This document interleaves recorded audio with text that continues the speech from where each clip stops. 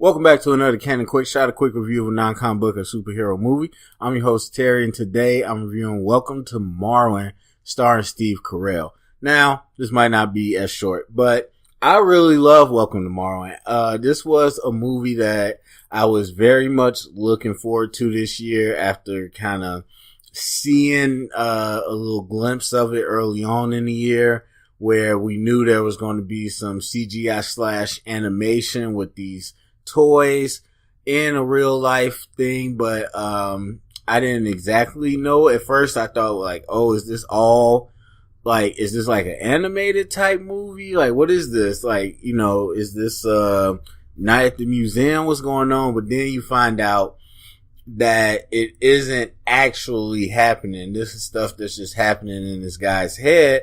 And then you find out that this guy was a victim of a hate crime and that he lost his memory, and this is kind of how he copes. So then I'm like, whoa, okay, this takes it to a whole new level. Then you find out it's a true story. So really excited for it. So, yeah, I'm gonna get into, I'll get into some spoilers later, but, overall, I like this movie, and I know it's not getting the greatest reviews, and that happens. Every year there's a movie like that. I mean, you like what you like. You're not always going to agree with the masses, but this reminds me kind of Downsizing last year. I love Downsizing, and it did not get a good reception either. It just happens. So I still want to go see it. I still went in there with an open mind, and I really enjoyed it. It delivered exactly what I wanted. When you're talking about the visuals from the Marwen City and the dolls,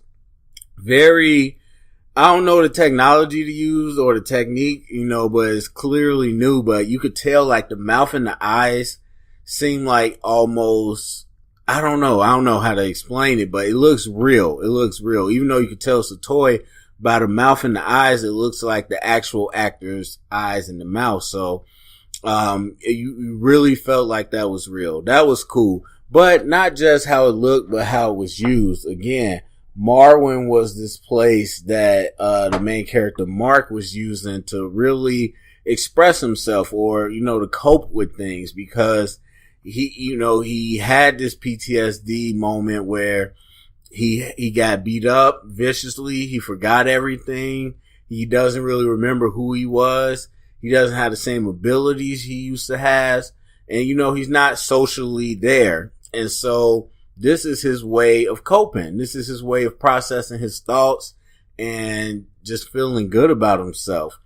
And so that kind of plays out through the rest of the movie. And the way they set up where Marwen and the women of Marwen are all these people from his real life is really nice, because you see that he picked these women for a certain reason. When he came out of his coma, and or not coma, but when he came, back into his health and his whole world is upside down, of course it's these caretakers, these people that really look after him, that are going to be the ones that he idolizes, and they're kind of his protectors, because he can't protect himself. Now in Marwen, it's not exactly like that, but they are the protectors of Marwen. So it was nice, because you didn't get a lot of the real life version of the women, but you do get a good amount of them in Marwen. And I think that was okay. I honestly think that was okay, because it's conveyed, this is the way he feels about them. Of course, they're not warriors or anything in real life, but this is how he sees them. These are his protectors. These are his friends. He doesn't like to go anywhere without them. He carries the trucks and the toys around, but he is an artist. It's an art installation, but it's more than that to him. And so I just think they conveyed that really well, that you can get caught up in these fantasies rather than reality. And as you go further into the movie, you can see how you can get trapped and forget what is reality and what is, your fantasy.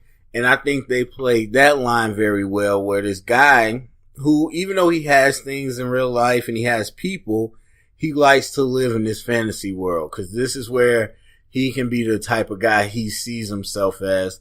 this is the type of place where he could be away from all these things that he doesn't want to deal with in real world. And I like that. I like the real life drama stuff, but I always like things that are more science fiction almost. And this isn't like fantasy per se. It's just using the medium of a movie to show you visually what's going on in his head. So this is always going on in his head. And no moment in time is this actual magic. It's just going on in his head. But with the movie, you can visually show it in real life and how those interact. And those were some of the best scenes to me, when he had the, things in his head kind of interact with the real life. Even though we know it's not happening, the visual of it is great. It reminds me a little bit of A Monster Calls, and how, if you watch that one with Liam Neeson and this kid, where he's going through these things and the interactions and the stories that he has with the monster represent, his real life situation, but it's in a much more artistic and visual way, even though we know it's not actually happening. And that's what this kind of reminded me of, but with more emotion. So overall, I just thought it was good. I thought Steve Carell's performance was amazing. And it's funny because, people say the movie's not good, blah, blah. Even if you say the movie's not good, it's hard for me to sit here and not believe that Steve Carell's performance at least was great.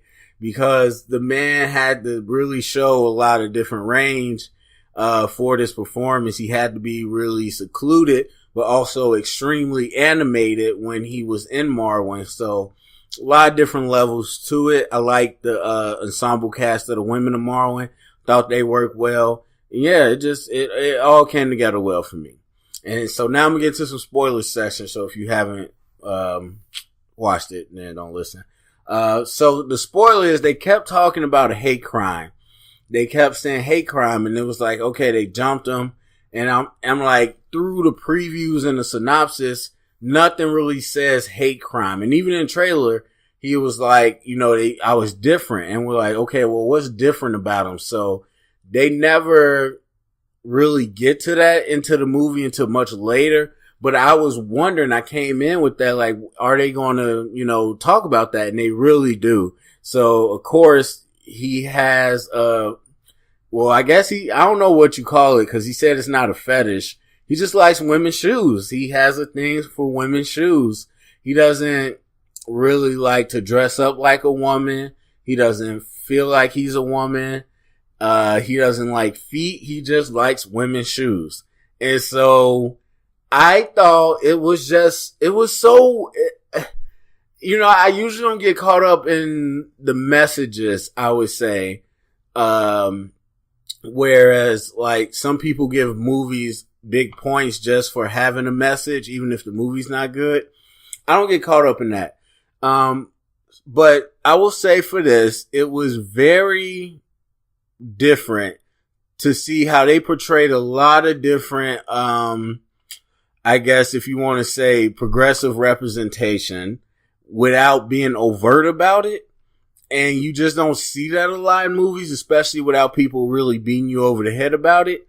And so, like I said, they didn't really go into transgender. They didn't go to all these, hot button issues. They just said he likes women's shoes. And how these guys, even though they don't know him, he wasn't wearing women's shoes. And he says it multiple times. I wasn't wearing women's shoes that night. And they savagely beat him just because. And that talks about the ignorance of some people, the ugliness humanity has, naturally, all these different things are touched on that without being overt about it. And, Leslie Mann, who plays the new neighbor, she immediately says like, hey, my brother likes to try on lingerie, or he, has a lingerie collection. Like, I get it. It's fine. Like, she's cool.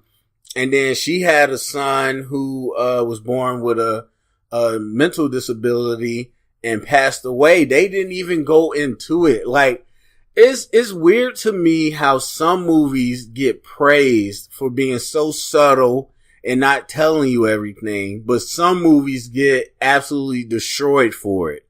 And so, to me, I thought this was on par with some of the much better movies I've seen this year and last year, where it was subtle enough where they didn't tell you everything. You could read between the lines with what they show you.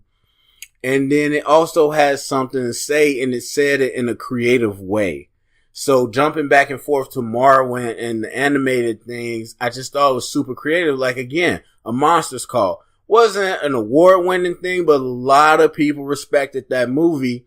And I felt it was the same type of themes there, but people didn't like the way they did it in Marwen. I don't know. I just think I loved it. I absolutely loved it. I loved how Steve Carell showed you could just be so stuck in your mind and be oblivious to what's going on in reality. I love how it showed how people can cling to their own fantasies to cope and get through life. And then the representation, like, I would say, I forgot the witch lady's name, but her being representing the pills, that was kind of on the nose a little bit. And I'm not talking about to my standards. I'm good at figuring stuff out. I'm talking about to normal standards. It was a little on the nose, but it was still good. And it was just so creative. It was like he just created this thing, this witch that's always trying to trip him up, always trying to mess him up so he stays around. That was good. And it was creative, and her representing the pills is a nice added layer, even though they kind of showed you that. I was more interested in the fact that, if you get close to him, she kind of just intervenes in his life. And there's some pictures, I believe after the Tea Party, where he takes these pictures. He sets these things up, but then he looks at the picture and sees the witch in the background, and he's like, oh my God, like, and they start blurring the line between what's real and what's not. And I just love that. But last thing I'll say at the end was a very powerful message, because they had that cringe moment. There's nothing more cringy to me when somebody is so oblivious that a person doesn't like them, but they are, acting like they like them. And so the Tea Party was cringy. But then he goes on and renames Marwen and adds Nicole's name to it, Marwen Cole. And the same thing with Wendy. He thought, they were in love. And so she says, like, and she leaves. Nicole leaves the installation without talking to him. But she says, like, I like you as a friend.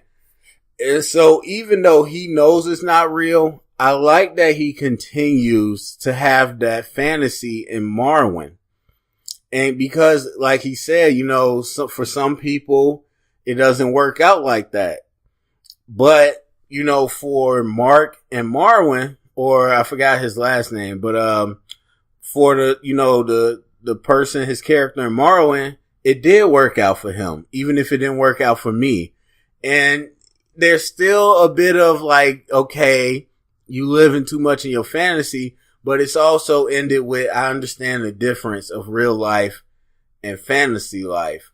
But just because real life isn't great doesn't mean this fantasy life couldn't be great. And so it was, I don't know. I loved it. I loved it. So it's in my top 3 of the year right now, to be honest, or top 5, something like that.